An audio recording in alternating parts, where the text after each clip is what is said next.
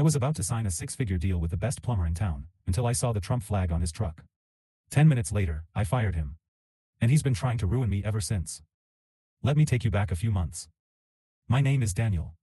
I'm 38 years old, a combat veteran, openly gay, and the co-founder of a licensed cannabis cultivation business in Northern California. I've faced fire overseas, but nothing prepared me for the kind of local hellfire that was about to hit. This was supposed to be my dream expansion. We had just broken ground on a massive new greenhouse facility. Smart irrigation systems. Dosing tanks. Pressure-controlled nutrient feeds. The plumbing alone was going to run me over $170,000, more than I'd spent on my first house. So yeah, I vetted every contractor like they were going to perform heart surgery on my future. And that's when I found Rick. Late 50s, rugged, efficient, and insanely competent. The guy talked valves like other people talk football. I met with him 7 times. 7. We hashed out every detail: water flow, zone control, intake, drainage, backup tanks. The man was a walking blueprint. He wasn't just the best candidate, he was basically hired already. I just had one final walkthrough before contracts were signed. That morning, I was excited. Nervous. Hopeful. Then Rick's truck pulled into the gravel lot, and my stomach dropped. On the back window of his Ford Super Duty, flying proudly like a battle flag, was a massive red, white, and blue decal. Trump 2024, Take America Back. At first, I thought maybe it was a joke. A troll. A leftover sticker from 2016. It wasn't. We walked the property like everything was normal. I played along, forcing myself to talk about pipe lengths and booster pumps while that stupid flag burned into my peripheral vision like a branding iron. And then it hit me like a freight train. How the hell was I about to hand a six-figure contract to someone who idolizes a man that would have never let me marry my husband, who mocks veterans, disrespects the Constitution, and brags about grabbing women by the... You get the idea. After the walkthrough, I didn't say much. But I knew I couldn't go through with it. So I asked him, casually, so. Trump, huh?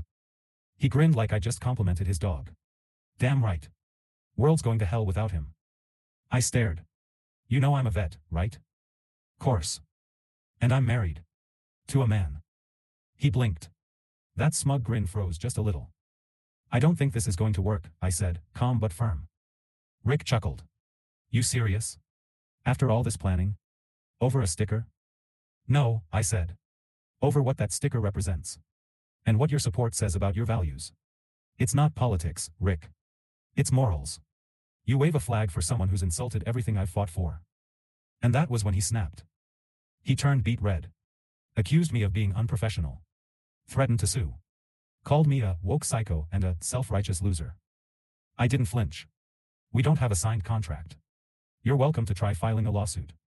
I'll counter for legal fees. He sputtered something about lost time and cancel culture, then stomped off, spitting gravel in my face as he roared out of the lot. I stood alone in the dust, heart pounding. And I'll be honest, for a second, I doubted myself. This was business, right? Shouldn't I separate the job from the politics? Shouldn't I just shut up and build the damn greenhouse? But then I remembered who I am.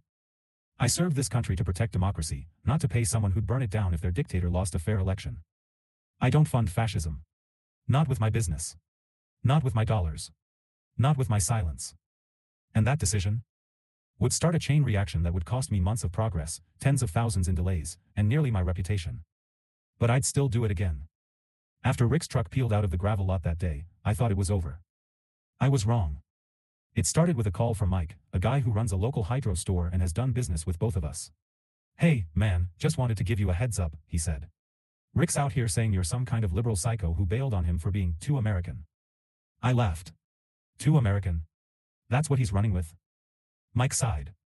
Says you wasted his time, tried to cancel him, and that your farm's probably just a front for cartel cash anyway. I swear I could feel my blood pressure spike. It wasn't just petty lies. It was dangerous lies. In this industry, rumors stick like resin. Word spreads fast. Permits can get held up, investors get jittery. The cannabis business is already on a knife's edge. The last thing I needed was to be labeled a liability. Then came the email. It was a 2-paragraph masterpiece of rage. Rick accused me of discrimination, unprofessionalism, and economic sabotage. He said he was considering legal recourse, and that I had wasted months of his labor and time. The funny part? He CC'd a lawyer, but it was @yahoo.com address. I knew right then he was bluffing. But still, I called my own lawyer. Can he sue? I asked. No contract, no grounds, she replied flatly. He can scream into the void all he wants, but unless you sign something, you're fine. If he files anyway, we'll hit him back for court costs. For a moment, I breathed easier. Until I got a text from Carlos, a former employee of Rick's who I knew through the local tradesman's circle. It was a screenshot from a private Facebook group, where Rick had posted a rant calling me a traitor vet who sides with illegals and groomers. Carlos followed up with, "Bro. You know some of the guys on his crew don't even have papers, right? He pays under the table." I sat back, stunned. This guy, this self-proclaimed patriot, this red hat-wearing, bootlicking freedom defender, was hiring undocumented workers while waving the American flag like a cloak. I wasn't even surprised. MAGA hypocrisy is like gravity, you can always count on it. I didn't want to retaliate. But I started documenting everything. Screenshots. Emails. Dates of meetings. Every invoice, every line of communication. If he tried to sue me, I'd be ready. But what rattled me most was how quickly things spiraled. Within days, I got a few random one-star Google reviews on my farm business. All clearly fake. One claimed my wheat smelled like feet, another said I was disrespectful to real Americans. Then my husband, Jordan, got a message on Instagram. Anonymous. Nasty. Full of slurs. I sat on our couch that night, scrolling through screenshots, feeling the kind of hollow I hadn't felt since deployment. This wasn't just business beef anymore, it was personal war. Jordan looked over and said, "You still think it was worth it?" I didn't answer right away. Because yeah, part of me wondered if I'd overreacted. If I'd been too rigid. Too political. If I just kept my mouth shut, we'd be halfway through the install already. But then I remembered Rick laughing, that smug, dismissive chuckle when I told him I was gay. That damn sticker like a middle finger flying across the back window of his truck. The kind of man who praises law and order while paying undocumented workers off the books. No. This wasn't about politics. This was about integrity. I'd do it again, I told Jordan. Every single time. And I meant it. But that didn't mean the storm was over. Weeks passed. No legal notice ever came. Rick's lawyer never followed up. No letters. No court summons. No cease and desist. Just empty posturing from a man who thought volume could replace facts. But silence doesn't always mean peace. The gossip had taken on a life of its own. I walked into a local supply warehouse one morning, and the guy behind the counter, someone I've done business with for years, gave me a strange look. "You really cancel that job over a Trump flag?" he asked, like he couldn't believe a grown man would do something so outrageous. "I canceled it because I don't fund fascism," I replied, keeping my voice even. He didn't say anything. Just scanned my order and handed me the receipt without looking up again. That's how it went for a while. Weird looks. Long pauses. Muted conversations the second I entered a room. I wasn't being paranoid, I know what it feels like to become that guy. And in a conservative-leaning rural pocket like ours, that guy gets remembered. I started losing small contracts. A few vendors stopped replying to emails. One even sent a polite but clearly strained message that they were re-evaluating client partnerships. Translation: Rick had poisoned the well. Jordan kept urging me to let it go. Just lay low, babe. Focus on the build. Move on. But I couldn't. Because Rick wasn't just smearing me, he was trying to make me a cautionary tale. The woke idiot who let politics destroy his business. He wanted me humiliated. He wanted me to regret ever standing up. Instead, I leaned in harder. I posted a detailed account of what happened on my business blog. I didn't name him, didn't need to. I simply said I had chosen not to work with a contractor whose values clashed deeply with mine as a veteran, as a husband, as a business owner. I talked about the threats, the lies, the hypocrisy. Then I did something I knew would get attention. I invited other veterans, queer business owners, and progressive to share their stories of discrimination and MAGA harassment. The response was overwhelming. Hundreds of messages poured in. From Oregon. From Texas. From Tennessee. People who had been fired, blackballed, disowned, all for refusing to toe the red hat line. But of course, that wasn't all I got. The trolls came too. Nasty emails. Fake Yelp reviews. One message simply read, "Hope your greenhouse catches fire, fag." I forwarded that one to my lawyer and the cops. Meanwhile, I still had a business to run. The greenhouse project had stalled. With Rick gone, all the plumbing plans he helped design were essentially useless. His notes were half-legible scribbles. His material list might as well have been written in code. I had to start over, from scratch. Every day felt like climbing out of a hole someone else dug for me. But here's the part that still burns. Despite all the lies he spread, despite all the venom, Rick never once tried to talk to me directly. Not a call. Not a message. Not even a passive-aggressive comment under my blog post. Just smoke signals from cowards and whispers from the shadows. And that told me everything I needed to know. This man wasn't angry because I wronged him. He was angry because I didn't need him. Because I had the audacity to say, I see what you are. And I don't want any part of it. He didn't want the money back. He wanted me to beg him to take it. But I never would.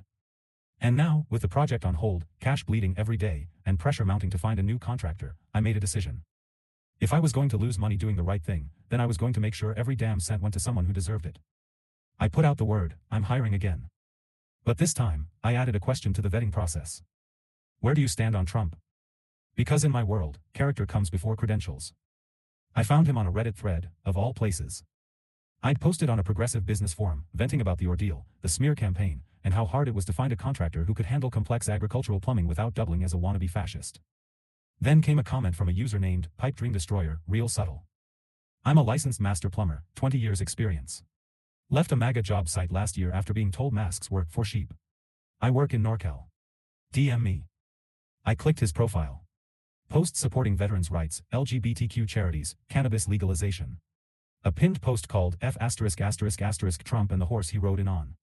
I grinned. We set up a Zoom call that weekend. His name? Leo Morales. 45. Tatted arms, shaved head, and a voice like sandpaper dipped in tequila. I liked him immediately. He'd seen my blog, read about the Rick debacle, and his first words to me were, "Hell of a spine you've got. About time someone told these fascist cosplay clowns to sit down." I hired him by the end of the call. Leo didn't just rebuild Rick's plan, he improved it. The man practically lived inside dosing blueprints. He found flaws Rick had missed. Suggested smarter water conservation strategies.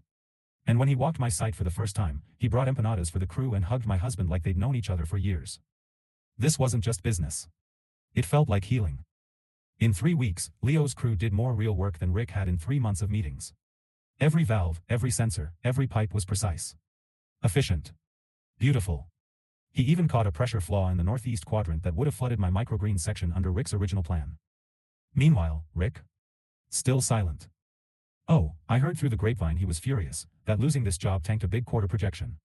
He apparently tried to take on a different cannabis farm upstate, but word had spread. My post had legs. And the best part? One of his undocumented workers, the same ones he pretended to be above, ended up flipping on him in an unrelated case involving unpaid wages. Karma, baby. Served cold and unlicensed. By month's end, my greenhouse was up and running. Jordan and I stood under the newly installed mist system, surrounded by fresh PVC runs and high-pressure manifolds that clicked to life like something out of a sci-fi movie. We kissed under the spray and laughed. He looked at me and said, "So, still worth it?" This time, I didn't hesitate. Every damn penny.